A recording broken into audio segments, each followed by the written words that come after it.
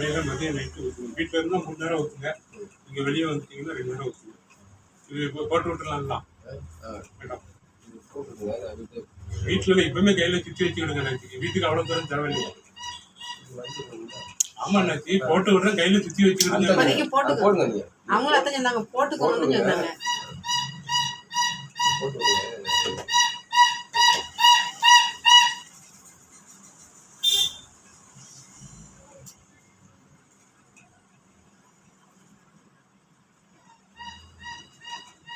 அப்புறம் நாட்டுக்கோழி முட்டை கிடைக்கும் வாங்கிட்டாங்க. இது வெள்ளை முட்டை சுமாராக தான்.